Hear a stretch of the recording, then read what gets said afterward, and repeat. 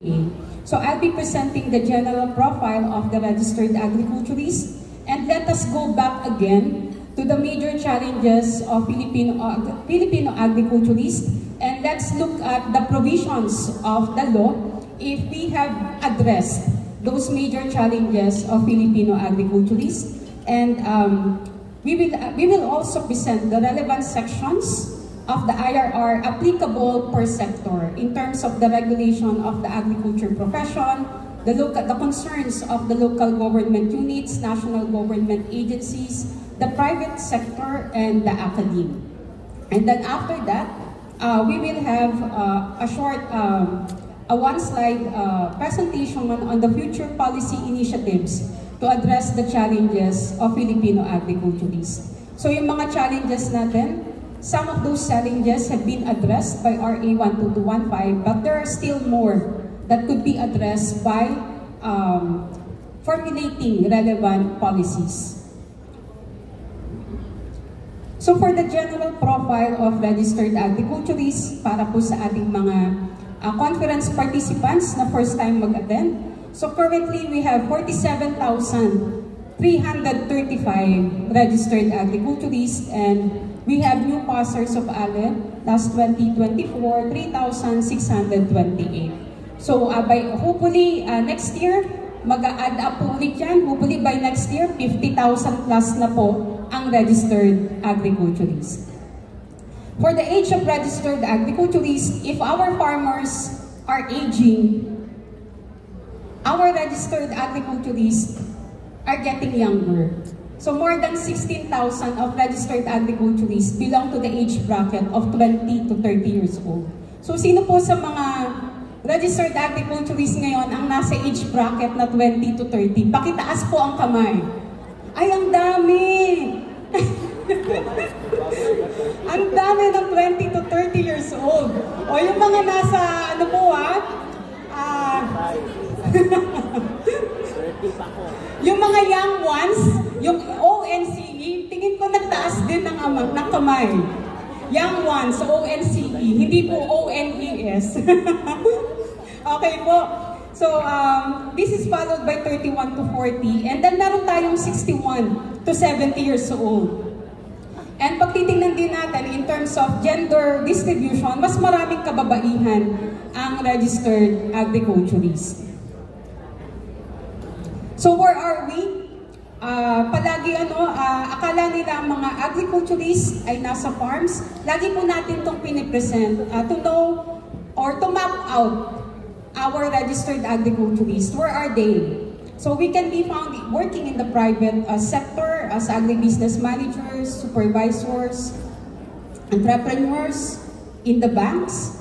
And we could also be found working in rural, urban, and peri-urban farms as farm managers, in national government agencies, in local government units, in research and development institutions, laboratories, academe, and also as overseas Filipino workers as OFWs. In terms of employment of registered agriculturists, almost 40%, 39% is working in the local government units sa ating mga provincial, municipal, and city agriculturist offices. And 30% sa DA regional field offices, 15% sa academe, 6% sa private agri-related, and then 5% private non-agri-related, because we have some concerns on employment opportunities, and also as self-employed. National government agencies sa mga central offices, around 4%. So this is the distribution of employment of our registered agriculturists. And what are the major challenges of Filipino agriculturists? So again, sa ating mga first-timers, kung mapapansin ninyo, tayo na lang ang pinakahuling profession na regulated ng PRC na wala pang professional regulatory law. And that is one of the major justification used to push for the enactment of the Philippine Agriculturist Bill. So tayo na lang ang naiwan out of the 45 or 46 regulated professions by PRC. And the Board of Agriculture in the PRC right now is working based on the existing PRC Admin Issuance 2000-663. So for the proposed bill, which have been enacted into law, the aim is to establish a more relevant and responsive legal regulatory framework for agriculture profession. And this is the list of PRC regulated professions, and makikita ninyo dito, ang agriculture ay wala pang enabling law as of 2024. And ano yung kamag-anak natin ng mga professions? Abe, allied daw eh. Allied is kaibigan na professions. Abe, meron na sila 2016. Ang fisheries technology, meron na sila noong 2018. At ang VetMed ay 2004 pa. But yung agriculture, as of 2024, wala pa. So ano nangyari sa welfare ng mga Filipino agriculturists? Kung wala tayong professional regulatory law, there's a lower dignity in practicing agriculture as a profession. And we are always looked down as a profession, and there's a decrease in the morale and dignity of registered professionals. The scope of practice is not clearly delineated. Registered agriculturists are also not protected from the encroachment of other regulated professions. And with all of that, we have limited employment opportunities, and there's a decline in the number of students pursuing agriculture degree and other agriculture-related degrees that may result to decrease in the number of agriculture graduates and registered agriculturists in the future. So, iyan po yung interconnection at yung mga concerns na kailangan nating i-address kung wala tayong PRL. But by God's grace, we already have our PRL. So there's also non-exclusivity of the agriculture profession, resulting to limited employment opportunities. So sa mga local government units, national government agencies, again, para malinaw sa atin, yung current CSC Memo Circular number 1, series of 2013, sa agriculturist plantilla positions, ang education requirement doon, IBS, agriculture, or other allied professions. Yung tatlo, ABE, VetMed, and fisheries. Yung tatlo, they already have their own professional regulatory laws. They already have their own regulatory boards. Meron din silang mga kanya-kanyang plantilla positions. Sa engineer, sa ABE, we have engineer 1, 2, 3, 4, 5. Sa fisheries technologies, may aquaculturist 1, 2, senior supervising chief. Sa veterinarians, may veterinarian 1 hanggang 6 or 7 pa po yung sa kanila. But hindi tayo makapag-apply sa kanilang mga plantilla positions. But pwede silang mag-apply sa plantilla positions ng mga agriculturists. And there's also optional hiring of municipal and city agriculturists. Sa Section 482 ng ating Local Government Code, RA 7160, makikita doon na nakalagay doon, the position of agriculturist is mandatory for provincial government but optional for municipal and city governments. So, pag tinignan natin, mas nagkakaroon ng discrimination dun sa mga agriculturists na nasa local government units. And this is further strengthened with the CSC Memo Circular number 12, series of 2022. So, pag tinignan natin, again, ma-address ba to ng ating Philippine Agriculturist Act? Mamaya po, sasagutin natin yan. Fourth, Monday pa, ang daming relevant questions on incentives for our agriculturists. So currently, wala talagang masyadong incentives na nare-receive ang ating mga agricultural development and extension workers. For the past 2 decades, based on the presentation of ATI, there have been lobbying for the passage of the Magna Carta for agricultural extension workers. It has been filed many times in the House of Representatives and the Senate of the Philippines, but it was not approved or enacted into law. So dumadaan siya hanggang first reading, second reading, pagdating ng Committee on Appropriations hearing, hindi na siya nagtutuloy. But looking at the several Magna Carta, makikita natin marami ng Magna Carta for other professions.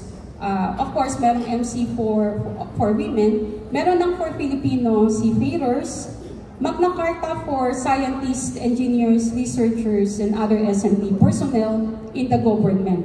And this Magna Carta is quite comprehensive, the Magna Carta for S&T workers. Meron niyang hazard pay, which is equivalent between 15 to 30% of the basic pay. And then may subsistence allowance, may laundry allowance. Madaming nakapaloob doon sa Magna Carta for S&T workers. May Magna Carta din for public school teachers, for public health workers, and meron din Magna Carta for tricycle drivers and operators. Ito po ay naipasa ng Congress, but hindi pa siya naipapapasa sa Senate. So, considering all those major challenges of Filipino agriculturists and with the Presidential Proclamation 544 last year, recognizing the role of agriculturists in nation building, mas napadali yung pag-labi natin ng Philippine Agriculturist Bill to become the Philippine Agriculturist Act. It was signed into law May 29, publication in the Official Gazette June 2, and it is now effective as of June 17.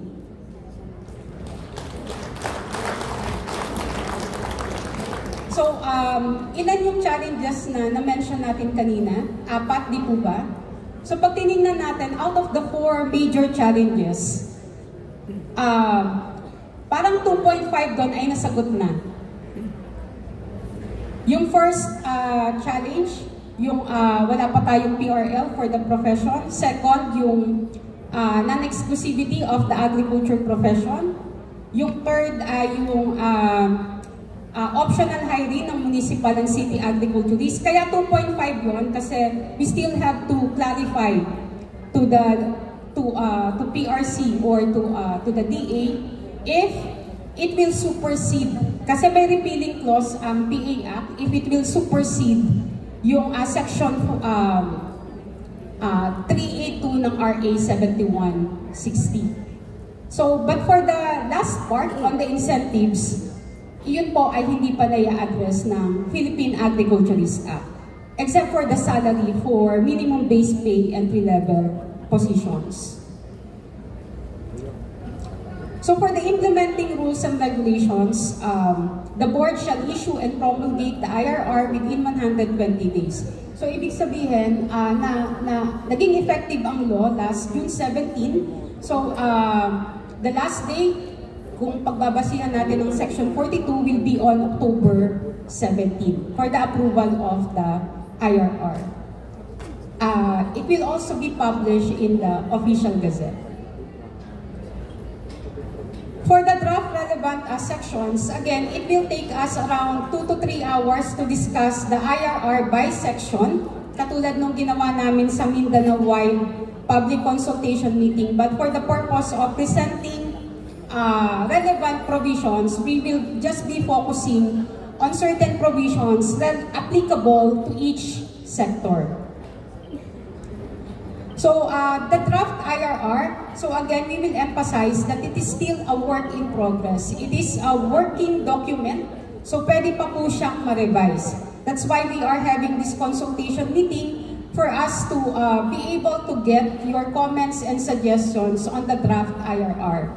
And this is a joint technical working group. It is composed of 13 members from the PRC and the PAA. So we have Dr. Emma Sales, the Chair of Board of Agriculture, Dr. Annabel Sarabia, Dr. Eric Palakpak, Dr. Anastasia Notarte, Dr. Lilia Portales.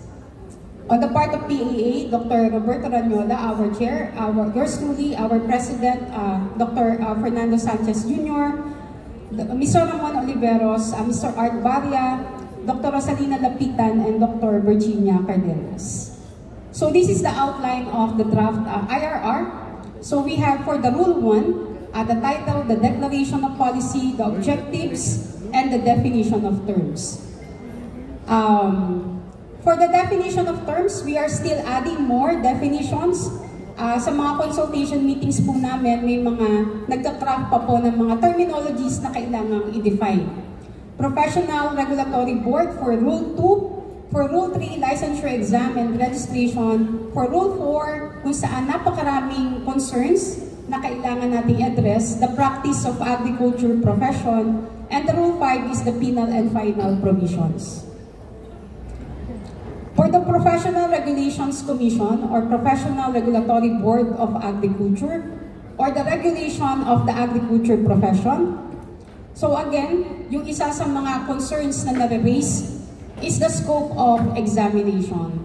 And this scope of examination comprises 6 foundation subjects or agricultural courses. Since 2003 na nag-start ang licensure exam, ito ay ibinibigay na. Halos hindi ito nabago since 2003, ngayon ay 2025.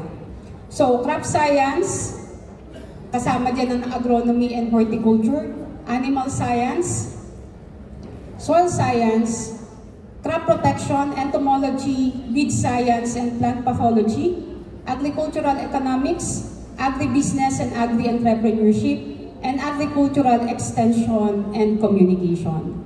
So to conform with the technological and agricultural modernization, the board may recluster, rearrange, modify, add to, or exclude from any of the foregoing subjects as the need arises. And these changes, if any, shall be communicated by CHED to schools, colleges, and universities prior to their inclusion in the licensure exam. So may close coordination ang PRC Board of Agriculture and CHED. And in one of our consultation meetings, they also asked us to define each foundation subject. So that will be taken care of by the honorable members of the Board of Agriculture. So who are qualified to take the licensure exam? So syempre citizen of the Philippines or kung mga foreign nationals na kung saan may foreign reciprocities tayo, ibig sabihin Filipino agriculturists are recognized to practice in their country and at the same time sa atin din i-recognize natin sila. So iyon po yun sa one requirement. Second requirement, dapat holder ng bachelor's degree in agriculture, agriculture-related degrees from a school, college, or university recognized by the government. And the applicant has completed coursework in agricultural subjects which shall include the 6 foundation subjects mentioned earlier. So dapat may good moral character din and has not been convicted of any crime involving moral turpitude. So kung may cases sa ombudsman, sa Sandigan Bayan, they can still take the licensure exam as long as hindi pa sila convicted. Sino din yung qualified to take the licensure exam? Dito maraming tanong kung qualified ba kami to take the licensure exam, kung interested kami. Yung mga non-BS agriculture or non-agriculture related degrees but incumbent holders of any agriculture position sa national, regional, or local government offices or agencies, including GOCCs. Basta incumbent holder ng position regardless of tenure. So nag-hold sila ng agriculture position dun sa mga government offices po na yun. Dapat engage sila sa agricultural functions acceptable to the board holders of professional civil service eligibility. So yung ating license, lahat ng registered professionals ng PRC based on the PRC Law 1080, RA 1080, equivalent yon ng civil service eligibility. So hindi na natin kailangan mag-take ng civil service exam pag tayo ay board passers. We must also have taken units of agricultural subjects which shall include the 6 foundation subjects. So for the purposes of the IRR, yung agriculture position occupied by incumbent holders, dapat ay nakalista sila doon sa civil service position classification system. And the board shall prescribe a minimum of 27 units of foundation subjects, crop science 6 units, animal science 6 units, crop protection 6 units, soil science 3 units, agricultural economics / agribusiness / agri and prep, so any of the 3 units, and then agricultural extension and communication 3 units. So for the ratings in the exam, so lahat na magte-take ng licensure exam dapat ay 75% pa rin ang average in all subjects. Ang disqualifying grade bumaba siya from 60% to 50%. So mas mababa na ngayon yung disqualifying grade.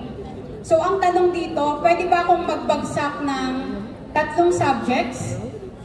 Allowable number of failed subjects. Tinry namin i-compute kung halimbawa 49 yung 3 subjects, tapos na-perfect yung 3 subjects, hindi aabot ng 75, nasa 74.5 lang.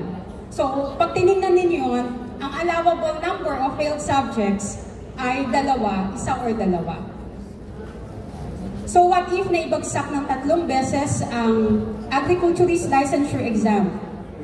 So pwede silang mag-enroll ng refresher course sa reputable CHED accredited higher education institutions or SUCs offering BS Agriculture program.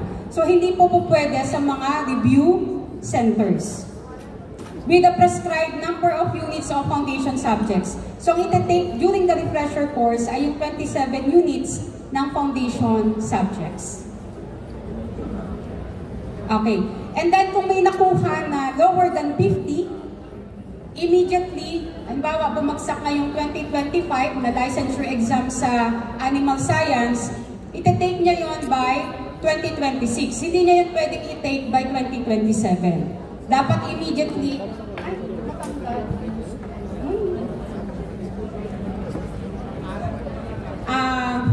ayun, hindi niya yun pwedeng i-take ng after 2 years pa. A year after, dapat niya na yun i-take, yung ipinagsak na subject. Okay, marami ding question on section 18, registration without exam naman. So, who will qualify to be registered without exam? So, masyadong mahaba yan, ano po, yung text. So, I prepared a simplified i-define muna natin ano yung agriculture-related degrees. So we agreed that this will refer to courses authorized and defined by the board for purposes of qualifying for the agriculture licensure exam registration without qualifying for the agriculturist licensure exam and registration without exam as agriculturist. This will include BS in Agriculture, BS in Agricultural and Applied Economics, BS in Agribusiness Management, BS in Agricultural Biotechnology, BS in Agricultural Chemistry, and other agriculture-related courses that may hereafter be identified or recognized by CHED and the board. So yung mga other degrees na meron ng sariling board, hindi na natin kinonsider dito sa definition ng agriculture-related degrees. Related baccalaureate programs, ito yung mga degrees na yung curriculum has at least 27 units of foundation subjects. such as but not limited to Bachelor of Agricultural Technology. Meron ding Bachelor of Agroforestry. Again, titignan yung transcript of records to check kung nakakomply dun sa 27 units ng foundation subjects. So may dalawang pathways para makakuha ng registration without exam. Yung unang pathway, dapat graduates ng agriculture-related degrees and relevant baccalaureate programs before 1998.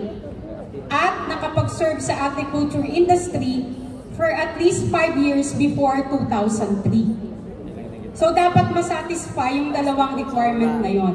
Pinaikli lang yung text na mahaba kanina, but basically ganun siya yung mangyayari. So that's one pathway. There's another pathway. Dapat ay holder ng regular doctoral degree from a reputable university either locally or abroad in agriculture or on any of the 6 fields of specialization. So anong definition ng reputable university? In one of our consultation meetings, lumabas din to, how will we define a reputable university? So, pag sinabi nating reputable university, from a national university. Ang national university natin, kaya small caps yan, iisa lang ang national university ng Pilipinas, and that's the University of the Philippines. So that's the national university, or SOAPS with CHED Certificate of Center of Excellence on Agriculture. So dapat graduate sila doon. Kung local, kinuha yung PhD. Kung abroad naman, may mga ranking ang mga universities abroad, we will also take a look at that. And provided that such individuals must submit required documents on their educational attainment and show evidence that they have been active in the practice of agriculture. And the board may require presentation of the doctoral thesis and other evidence and achievements in agriculture. So how will we define a regular doctoral degree? So a regular doctoral degree refers to the mode of advanced education with a specified plan of coursework as one of the requirements for the completion of their doctoral degree. And pero may mga PhD by research na may coursework din. So i-review po yon ng Board of Agriculture. And registration without exam under this section may be availed within 5 years, so from 2025 to 2030. So pinapa-specify din po yung year upon the effectivity of RA 12215. So this is called the sunset provision of the law. So ibig sabihin, itong registration without exam, by 2030, by June 18, 2030, hindi na po siya ibibigay ng PRC. So 5 years lang po yan. Sa scope of practice of agriculture, eto na po, medyo maraming concern dito. And our coverage ng agriculture profession, practice of profession, will consist of crop and livestock production, processing, and distribution in both urban and rural areas. And we will cover soil, crop, and animal health management. So in one of the consultation meetings, we need to define soil health management, crop health management, and animal health management. May tasking na po kami kung sinong magde-define ng mga or magde-describe ng scope of practice for that. Consultation, evaluation, investigation, and management services requiring the application of knowledge in agriculture and its components, preparation of plans, specs, project feasibility studies and estimates, and other management services in the establishment and production of crops, raising of livestock and poultry, landscape horticulture, and marketing of agriculture products. We are also practice of profession din ang pagkukonduct ng research projects and studies in the areas of soil resources management, crop improvement, crop production, breeding of livestock and poultry, and animal and plant pest and disease management. So, ito po, isa sa mga recommendations, kasi marami maraming misconception regarding this. Sabi nila, pag nag-research ka daw sa kung involved ka sa agricultural-related research at ikaw ay hindi registered agriculturist, hindi ka na daw makakapag-research. Hindi naman po ganon yung punto ng ating batas. Ang sinasabi po dito sa scope of practice, nire-recognize natin yung interdisciplinary nature ng pag-conduct ng agriculture-related research. And it's interdisciplinary, it's even transdisciplinary, and we need the expertise of other personnel coming from the different disciplines. So, kaya po yan nakapula, lahat ng nakapula, ibig sabihin galing yan sa consultation meetings. So, you can still provide inputs kung meron kayong mga additional inputs dun sa mga naka-red. Yung mga naka-blue, ito po yung output ng technical working group. And then yung naka-black, yun na po yung nasa law. Pag nasa law, pag naka-black, hindi na po natin yun pwedeng baguhin.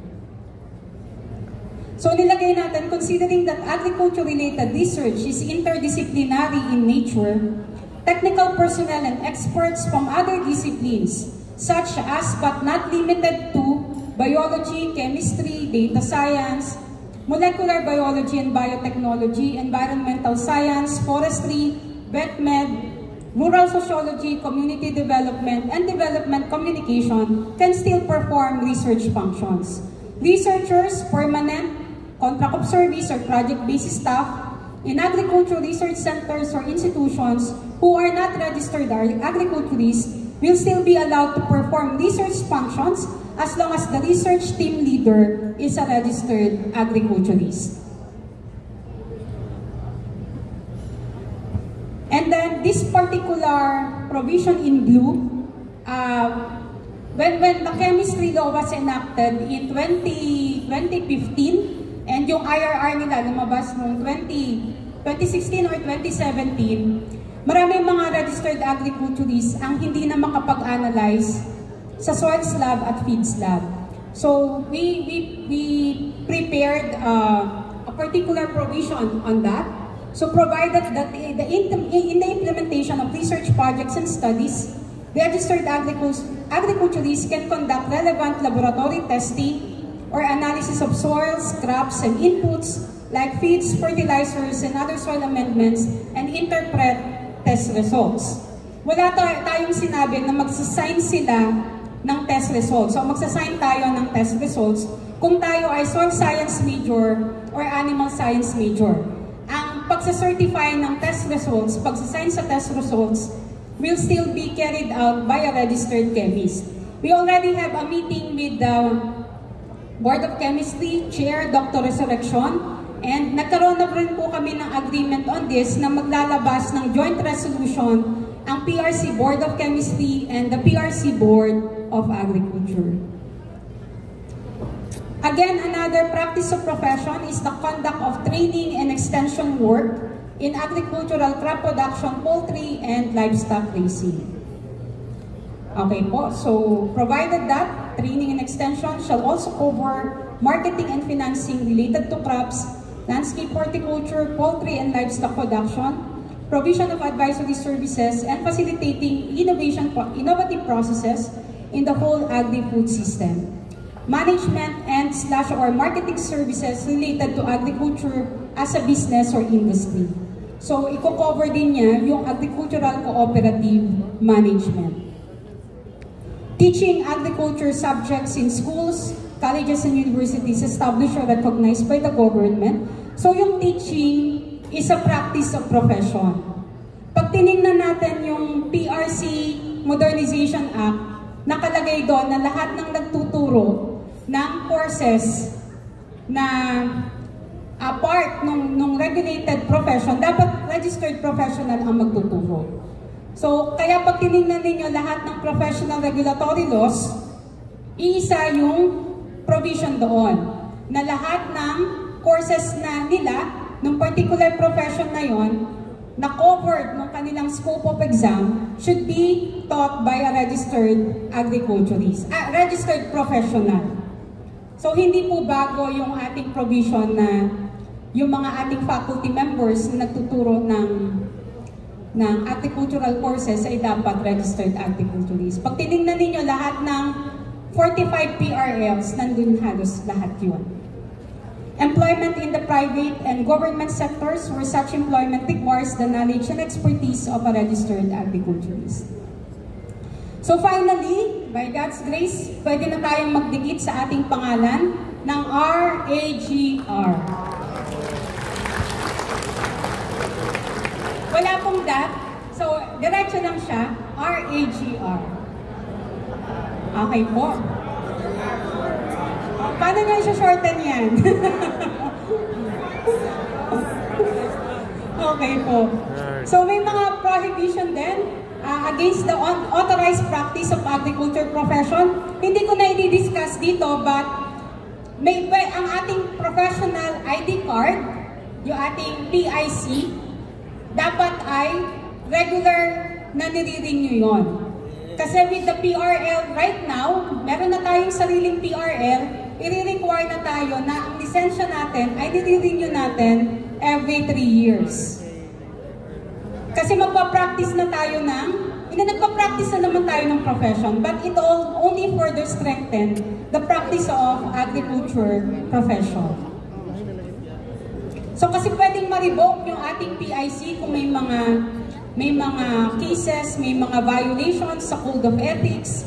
So pwedeng ma-revoke, pwedeng ma-reinstate yung ating PIC. So meron din tayong provision na yung ating law, it's not affecting other professionals. So hindi tayo overreach. Hindi naman natin sinasaklawan yung other professions. They can still practice their profession. Magdadelineate lang tayo ng scope of practice. Prohibition against unauthorized corporate practice. So a sole proprietor, consulting firm, association, organization may engage in the practice of agriculture profession in the Philippines, provided that they will comply with the following requirements. So, the firm, association, or organization is duly registered with the DTI, SEC, and other appropriate agencies. Majority of the officers and board members of the firm, association, or organization are registered agriculturists, and registered agriculturists shall carry out the practice of the consulting firm, association, or organization. Okay, ano ba yung mga concerns ng national government agencies, including the regional field offices? So makikita natin on Section 31, employment of agriculturists in the government. So lahat national government agencies concerned in agriculture activities shall ensure that all existing technical plantilla positions are occupied by registered agriculturists. Again, maraming questions dito. All technical plantilla positions related to agriculture. Kasi meron sa baba. Kasi may mga questions, lahat ba kami nang nagtatrabaho sa DA? Hindi na kami pwedeng mag-practice hindi na kami pwedeng mag-work kasi hindi kami registered agriculturist. Hindi po yun.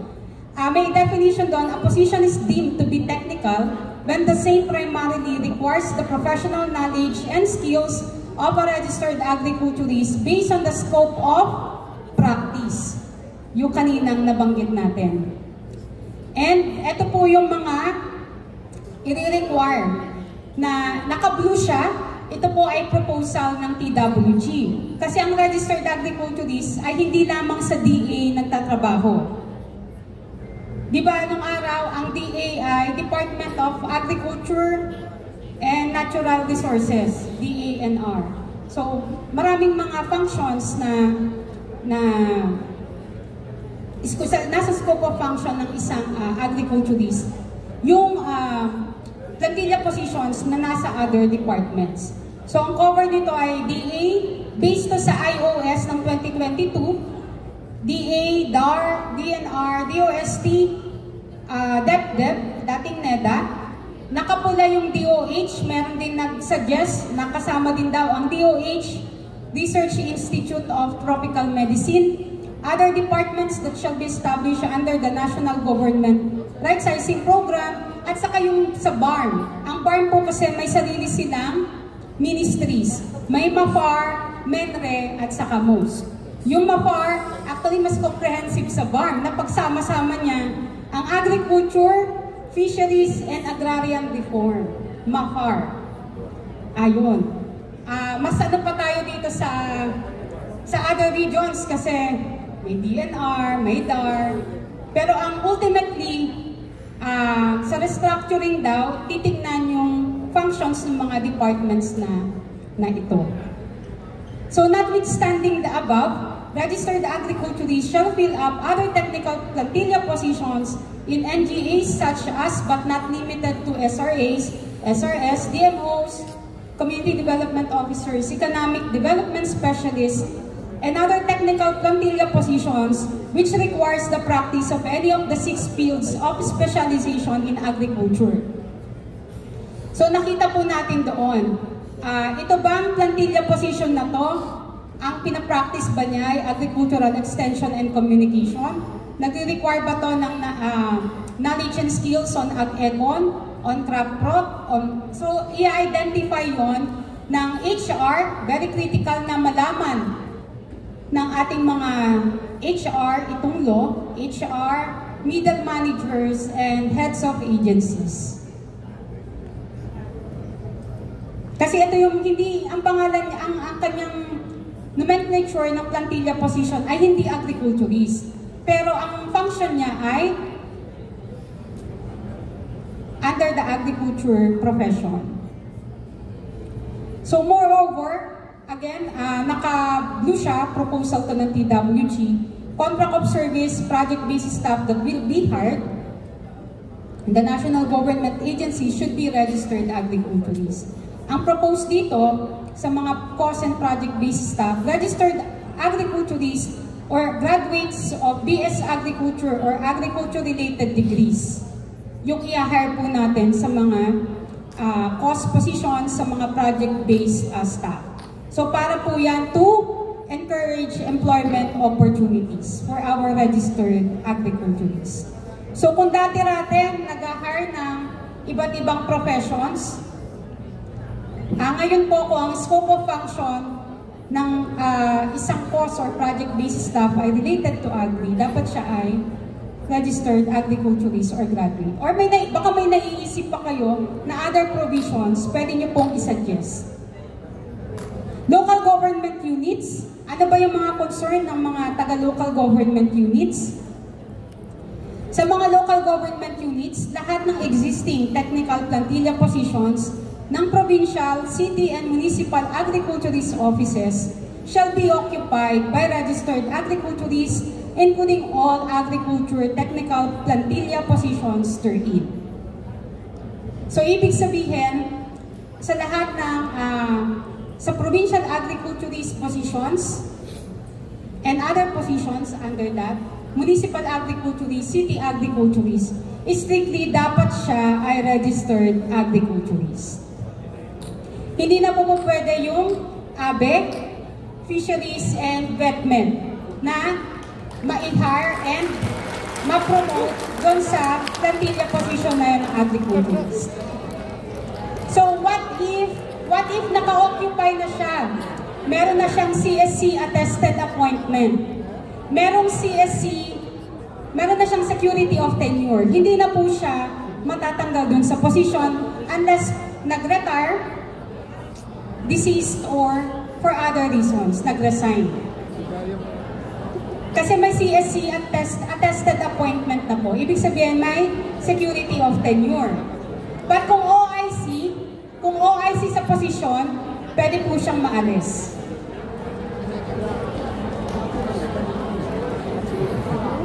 Parang dito kayo maraming questions mamaya. Okay. Provided that existing agriculture-related technical plantilla positions in the local government units, except farm worker positions based on the IOS 2021, agricultural development shall be occupied by registered agriculturists. So, paano naman po sa mga LGUs? Kasi di ba, hindi hindi standard ang staffing pattern sa mga local government units kasi devolved na yung mga offices. So para dun sa mga hindi, since different income classes, dun sa mga gusto pa rin i-retain yung SG10 and below na salary grade, dapat registered agriculturist or graduate ng BS Agriculture or agriculture-related degrees. Ito po yung proposed ng mga participants na ilagay. Ang concern kasi nila, pag hindi daw ito inilagay, ang ilalagay na naman ng mga LCEs ay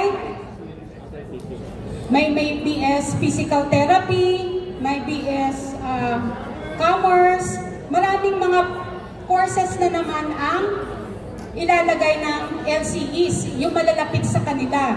At least kung may nakalagay daw na ganito sa IRR natin, mag-hire man sila ng malapit sa kanila, at least registered agriculturist or graduate ng BS Agri or agriculture-related degrees. Okay po. Ang concern natin dito, saglit lang po.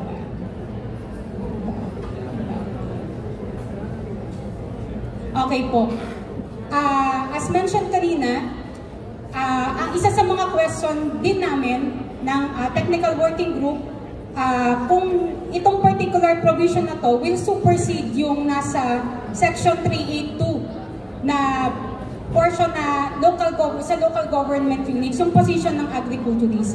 Kasi reading between the lines, pag binasa ninyo, parang mandatory na rin ang registered agriculturist kung ang registered agriculturist plantilla positions.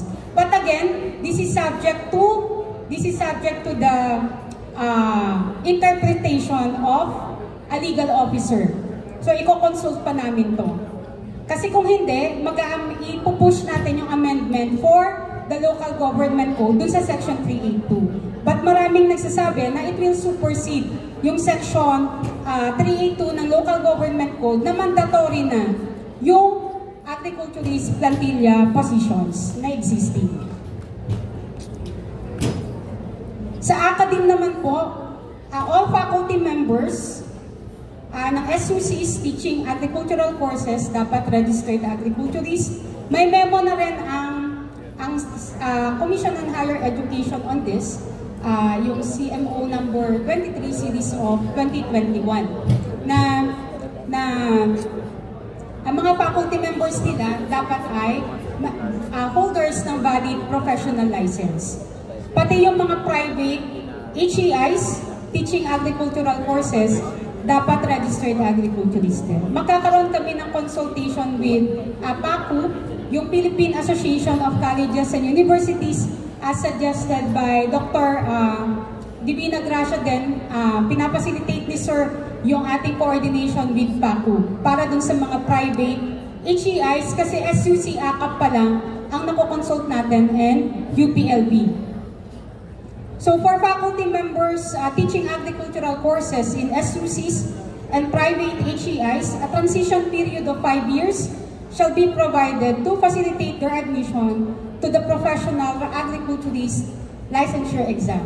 Opo. So paano naman yung mga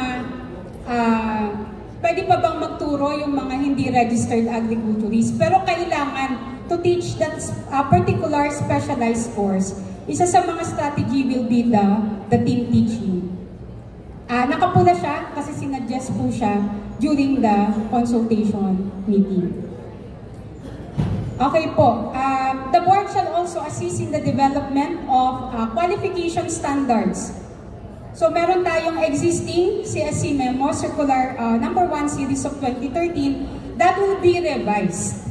So yung education doon, ito na po yung proposed na ilagay doon. BS Agri or agriculture-related degrees ang ilalagay po doon. And relevant, hindi lang po na idagdag, relevant baccalaureate programs na meron ng 27 units ng foundation subjects. And ang eligibility po ay RA 122159 na. Hindi na siya generic na RA 1080. And then, may question din kasi may proposal tayo na MS degree from SG 22 and above. When we had a consultation with CSC, ang sabi po nila, meron existing memo for all professions regulated by PRC, yung CSC Memo Circular number 5, series of 2016, on the practice of profession. So from Ag 1 to Chief Agriculturist, BS ang requirement as long as nagpa-practice ng profession. Ang may requirement ng MS degree ay CHED. But ang sabi po ng CHED, magkakaroon ng dialogue ang CSC at saka CHED with regards to this. Kasi may problema tayo dun sa pag-encourage sa ating mga young people to pursue higher postgraduate studies.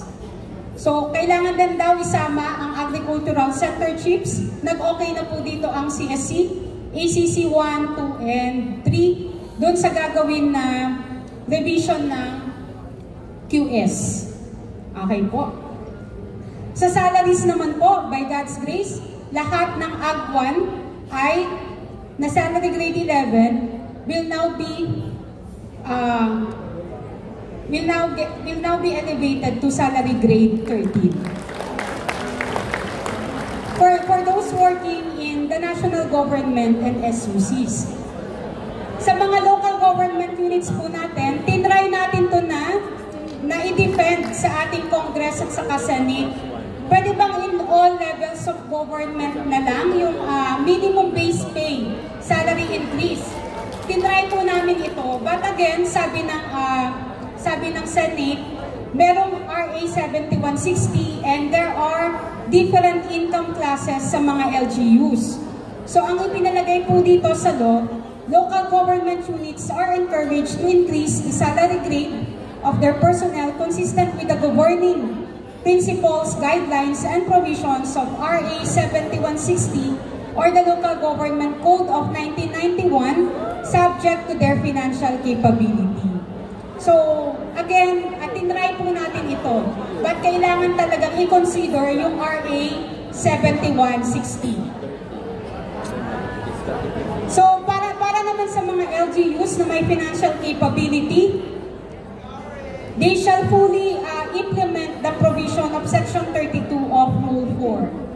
And notwithstanding the provision in Section 31, when LGUs have limited funds to create agriculturist positions, existing agriculture-related technical plantilla positions shall be filled up by registered agriculturists. Naririnig ko yung may sumisigaw dito sa parte na to na encourage.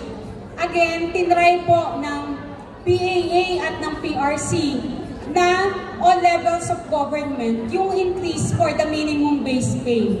Pero hindi po talaga inalaw.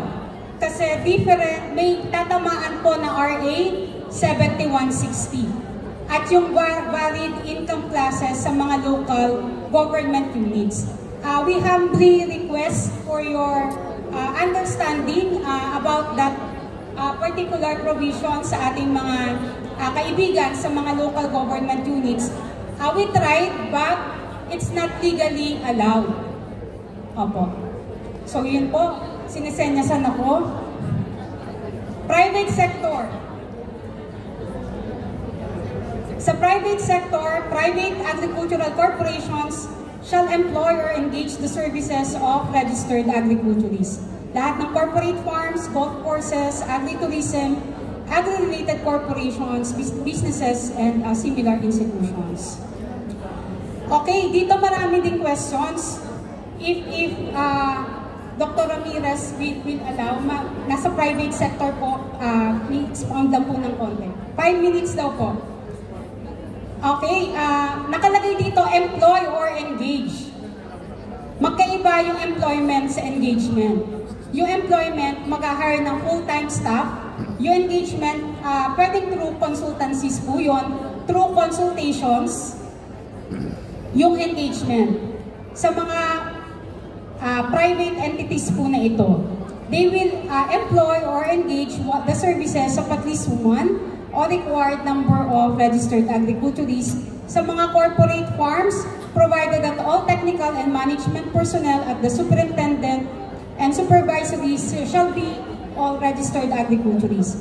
Agritourism, farm tourism sites, farm schools, DA-accredited learning sites on agriculture. Nag-usap na po kami ni Director Recotel regarding this provision. Kinlaro po natin sa kanya na hindi naman mag-e-employ yung mga accredited learning sites for agriculture na walang capability to employ registered agriculturists. They can engage the services of registered agriculturists through consultations. Pwede po silang mag-seek ng certification from the Municipal Agriculturist Office that they are engaging the services of a registered agriculturist noong particular municipality. Ang i-require po natin na dapat ay registered agriculturist yung mga assessors. Assessors na mag-a-assess kung compliant ba sa criteria ng farm tourism sites or learning sites for agriculture yung mga farms. Or even the trainers of TESDA, isa din sa mga requirement, shall be registered agriculturists. And the LSA is required to obtain a certification from the ATI. So yung mga cooperatives, ang comment naman doon, dapat daw ay base sa scale of operation. So we have a suggestion na cooperatives whose audited financial returns for the previous 3 years, taxable years, qualify these under the MSMEs, Barangay Micro Business Enterprise Law. Based on the Barangay Micro Business Enterprise Law definition, they are required to hire registered agriculturists according to their operational requirement. Provided that, again, all superintendent or supervisory positions supporting technical operation and extension work are registered agriculturists. Sa mga financing and banking institutions, consultancy firms. Agricultural supply establishments, yung mga nagtitinda ng pesticides, feed supplements, at saka fertilizers and seeds. Isa sa mga recommendation during the consultation meetings dapat daw ay may prescription na for pesticides to address concerns on food safety and excessive use of pesticides, regardless of labels daw po.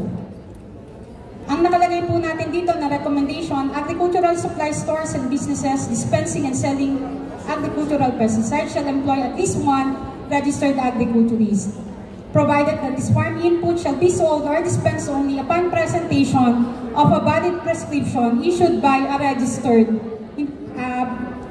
agriculturist. So, prescription issued by a licensed agriculturist with a major in crop protection or pa pwedeng properly trained by FPA. Nag-undergo ng training ng FPA. So, ito po yun. Integration ng agri-profession.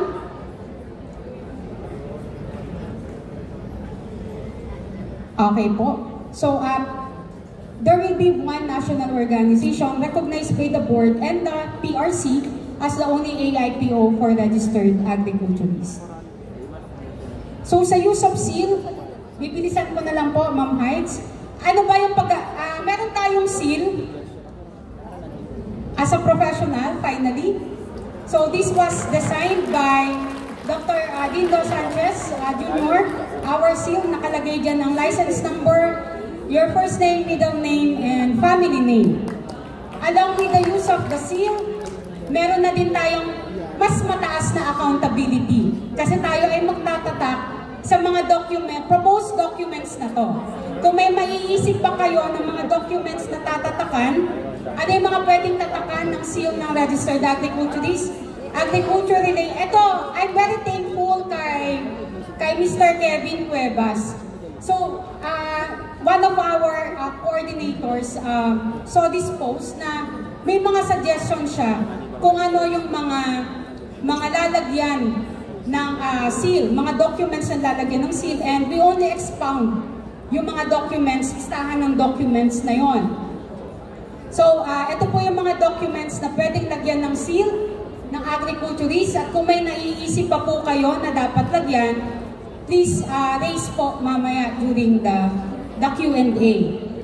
So, agriculture-related technical specs and plans, production plans, landscape horticulture plans, farm plans, agribusiness plans, and site assessments for farms and gardens, excluding land surveys. Ito yung sa mga geodetic survey. Iba ang land survey for geodetic engineering, iba naman ang soil survey. Fertilizers, nutrient solutions, feeds formulation, and recommendation report. Diba may mga fertilizer recommendations tayo na ini-issue, feeds formulation report, kasama yan. Prescriptions for pesticides, mga third-party assessment certificates, yung mga GAP certificate, GAP, Good Agricultural Practices, Good Animal Husbandry Practices, GAHAP, Meat Inspection Report, Pest Control, among others, kung may naiisip pa po kayo na pwedeng idagdag. Training certificates na ini-issue on technical agriculture and training programs ng mga DA offices. Certificates for storage of agri-chemicals and inputs, sanitary and phytosanitary import clearance, and other quarantine-related documents issued by BPI. So si Sir Al, please send, baka meron kayong mga idadagdag pa dito na mga quarantine-related documents. From BAI, baka meron kayo for animal quarantine. Soil survey reports, ito sa amin, sa BSWM. Soil survey reports, SAP-DC maps, and other thematic maps. Kung meron pa po kayong idadagdag mamaya po, you can do that.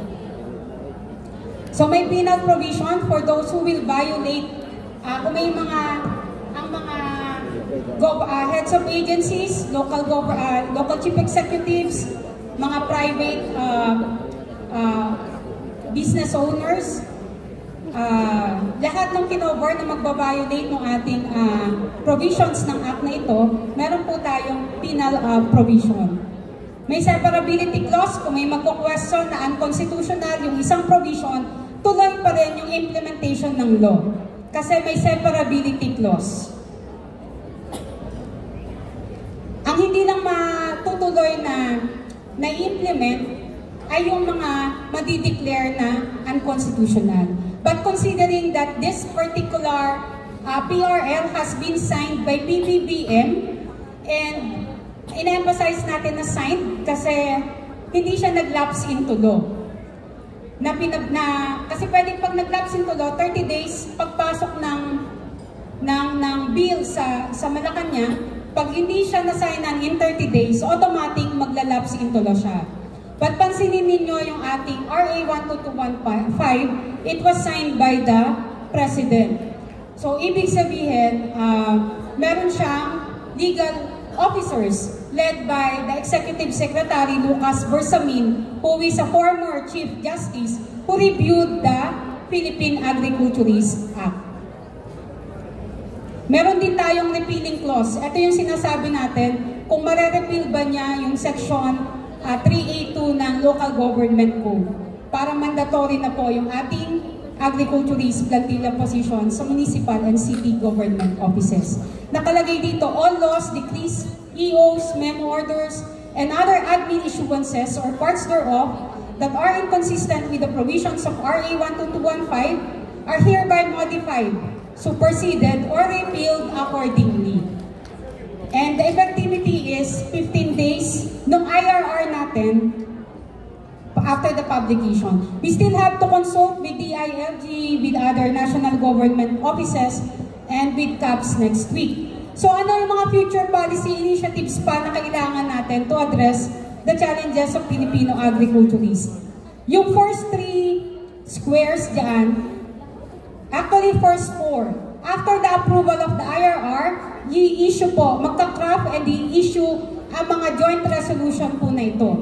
There will be an issuance of the PRC joint resolution of the PRC Board of Agriculture and Board of Chemistry, allowing registered agriculturists, soil science and animal science majors, may corresponding trainings yan and relevant work experience to conduct laboratory analysis in soil chemical and feeds laboratories respectively, revision of the CSC Memo Circular on the qualification standards of agriculturist positions in the national and local government, revision of the CHED Memorandum Order on the policy, standards, and guidelines on BS Agriculture.